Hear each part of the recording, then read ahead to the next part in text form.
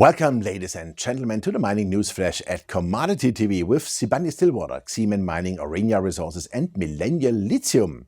Sibanye-Stillwater announced attributable group mineral resources and reserves at 31st December 2020. During 2020 and into 2021, the basket of precious metals prices experienced strong appreciation, with gold driven in part by positive investment sentiment due to the COVID-19 pandemic, but also by PGM prices being supported by robust fundamentals and a faster than expected recovery in vehicle demand.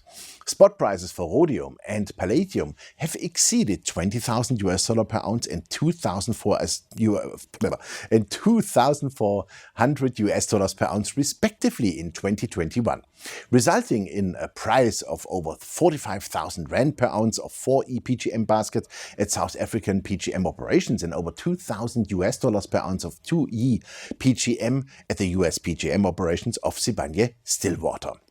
These blended prices represent margins in excess of 100% of assumed reserve prices. The gold price averaged between $1,800 and $2,000 per ounce of gold for most of 2020, which combined with the South African Rand-dollar exchange rate briefly peaking at approximately 19 Rand per US dollar in early April 2020, resulted in a Rand gold price of approximately 1 million Rand per kilogram for approximately 7 months through mid-2020. The current spot price of approximately 900,000 Rand per kilogram compares to the gold reserve price used of 720,000 Rand per kilo, which represents a margin of 25%. Broken down to the respective operating segments, 2E PGM mineral resources totaling approximately 87 million ounces are reported for the US PGM operations. This is an increase of 7% compared to the previous year.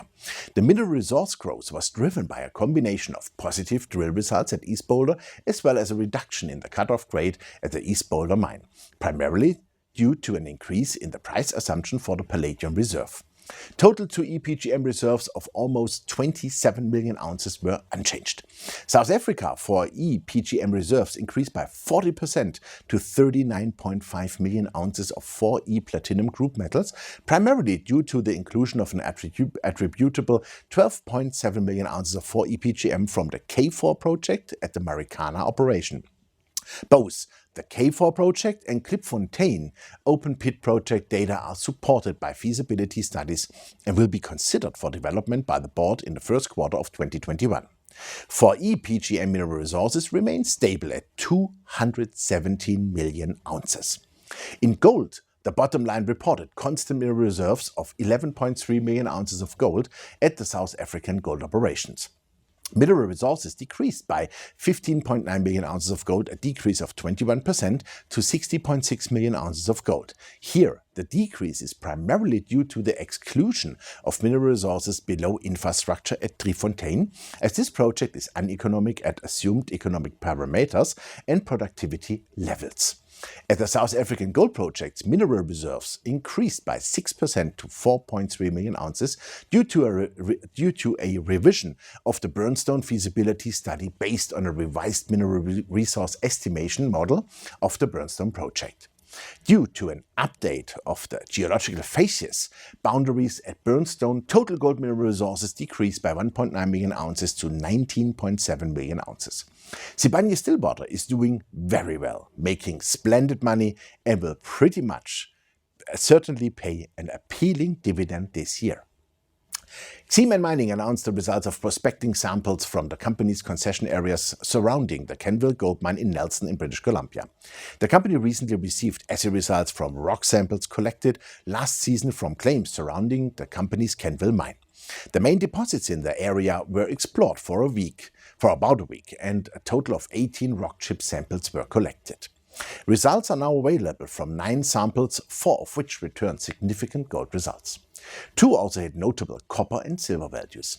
The highest value came from the Venus deposit. A sample assayed over 9 grams gold, almost 73 grams silver and 1.3% copper per ton. The Orofino prospect is located only about 1 kilometer east of the Kenville mine, and the mineralization at Orofino is comparable to that at the Kenville mine.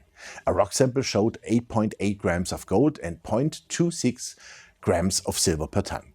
In the Evening Star concession, which is a Crown grant, a 15 centimeter thick vein was documented that has the same orientation as the Kenville veins, suggesting that the Kenville vein system may extend into the Orofino concession area. The pink reoccurrence is located near the headwaters of Eagle Creek, southwest of the Eureka mine and 3.8 kilometers south of the Kenville mine. The pink deposit is recorded to contain 0.3 to 1.2 meters of quartz veining. In 2020, a quartz vein was sampled here that contained almost 4 grams gold, almost 2 grams of silver per ton. Results for the remaining 9 samples are pending. In the meantime, Ximen will apply for permits to explore the concession areas surrounding the Kenville mine. Ximen is still pursuing their plan to develop the Kenville mine, with permits for development of the new deep mine expected to be finalized this spring. Aurania Resources reconnaissance drilling has commenced on the Tsenken N1 target in the Lost Cities Kutuku project in southeastern Ecuador.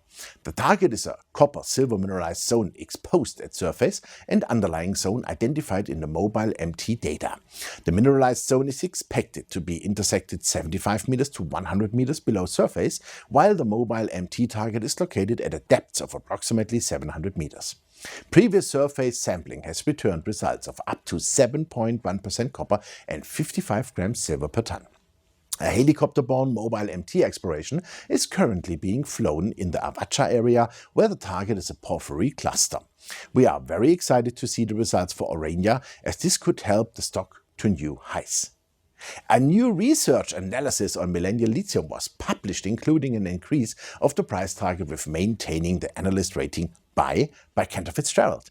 At a current share price of approximately $4 Canadian on the TSX Venture, Cantor Fitzgerald now defines a price target of $6.50 Canadian cents, which is 60% above today's share price. The reason for the new buy recommendation of the top brokerage house was the closing of the previously announced financing of 8.625 million units at a price of $4 Canadian per unit, which provided total gross proceeds of 34.5 million Canadian dollars to Millennial. Now the company has a balance sheet of approximately 50 million Canadian dollars. The company can now accelerate their technical programs, including ongoing pilot operations as well as ongoing strategic partnerships and offtake negotiations. Cantor Fitzgerald has updated their financing model. The long-term price estimate for lithium carbonate was increased to $12,000 per ton due to increasing demand for electric vehicles and adjusted to a stronger outlook for all battery metals. As a permitted, low-risk, long-life project, Millennial Lithium and their Pastos Grandes project remain extremely attractive to both individual investors and companies involved in battery metals. We are the same opinion. My team and or myself are or may be shareholders in the companies presented, and they are or may become part of the SRC Mining Special Situation Certificate. Thanks for watching us, and bye-bye from Switzerland.